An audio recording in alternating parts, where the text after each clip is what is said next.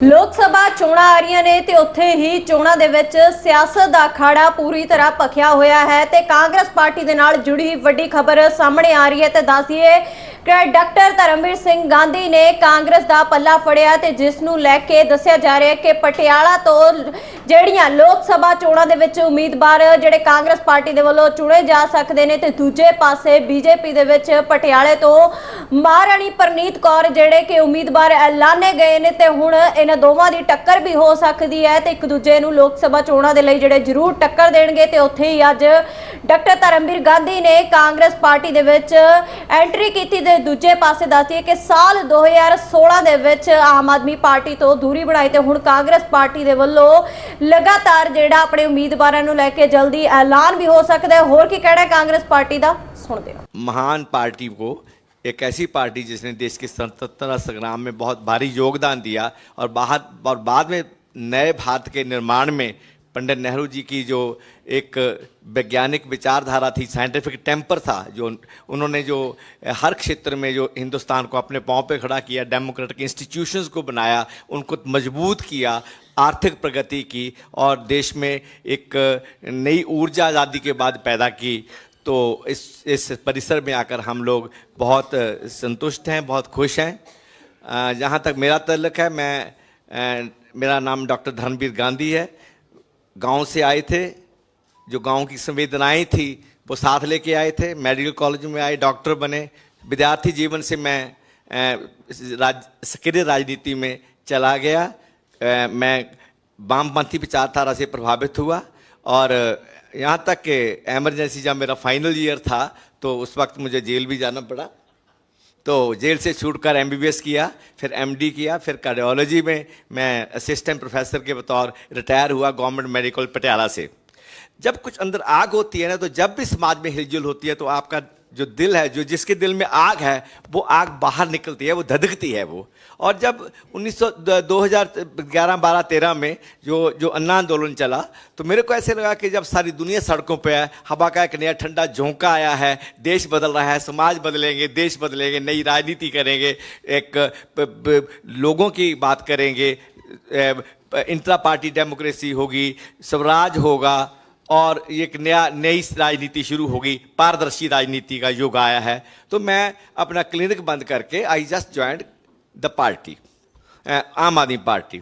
पर मैंने बहुत जल्दी देख लिया कि आम आदमी party is not the party of my ideals. ये मेरे आदर्श की पार्टी नहीं है। जो जहाँ चला है, जो जैसे चल रहा है, जिस तरह पार्टी चल रही है, कांग्रेस में तो किसी बाकी पार्टी में तो जो हाई कमांड कल्चर या वीआईपी कल्चर आने में दशकों लगे हैं, डिकेड्स लगे हैं, और यहाँ तो 2-3 साल में वो जलवा देख गया, 2 साल में जलवा देख गया। तो मैं आई सेड गुड बाई। मैं 14 में इलेक्ट हुआ और 15 फरवरी में मैंने इसको छोड़ दिया।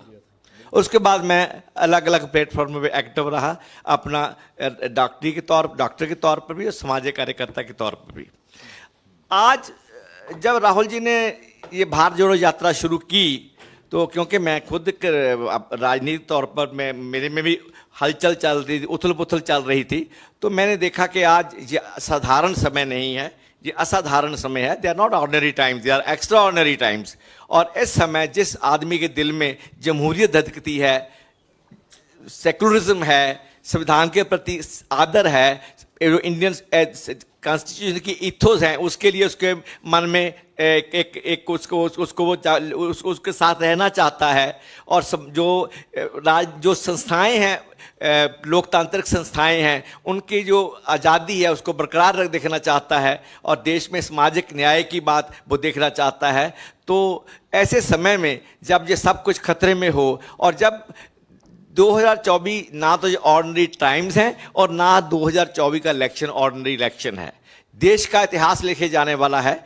देश ने किधर जाना है, कौन सी दिशा अख्तियार करनी है, किस दिशा में जाना है, वो एक बहुत महत्वपूर्ण इलेक्शन है। तो ऐसे समय में हम मेरे जैसे लोगों के लिए जो जब से जवानी में पैर रखा है तब से ही वो एक सोच में सोचते रहे हैं, तो चुप रहना, साइड्स ना लेना, या ठीक साइड ना लेना बहुत इंपॉर्टेंट सवाल है. I want to be seen on the right side of history in this in 2024 in the coming elections. मैं इतिहास के सही रास्ते और जो दुरुस्त रास्ता है उसकी साइड पे खड़ा होना चाहता हूं. That's why I am with Congress. That's why I am with Congress. और जो देश की हालत है तो उसमें आप सब जानते हैं किस तरह जो धार्मिक ध्रुवीकरण है उसका जो बोलबाला है, जैसे देश को बांटा जा रहा है, नफरत का माहौल पैदा किया जा रहा है, जिसमें दो स्लोगन जो जिसने सबसे मुझे प्रभावित किया वो था कि नफरत के बाजार में मोहब्बत की दुकान, और दूसरा था डरो मत, जो देश में दहशत का डर का एक वातावरण पैदा किया था इस पर मौजूदा पॉलिटिकल डिस्पेंसेशन ने, मौजूदा निजाम ने. जो देश सहमा हुआ देश था, सहमा हुआ विपक्ष था, आम लोग सहमे हुए थे, उसको जो नारा दिया डरो मत, इट अफेक्टेड मी रियली. और सच में लोगों ने डरना बंद कर दिया मौजूदा सत्ता से.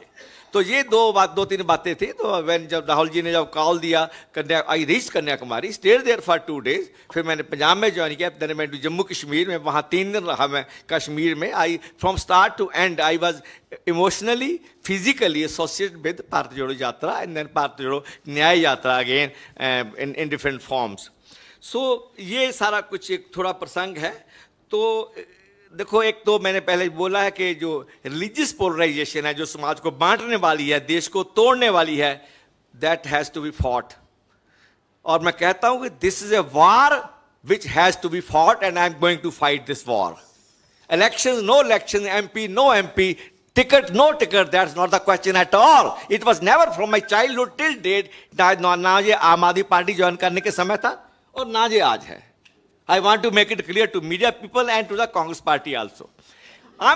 Congress does not need me. I need Congress because I have something inside me which is burning every time कि देश किधर जा रहा है. मैं जब पैदा हुआ था, मैं किस हवा में पैदा हुआ था, और आज जो हवा है वो कैसी हवा देश में चल रही है. This is what Gandhi is. This is what Dharmveer is.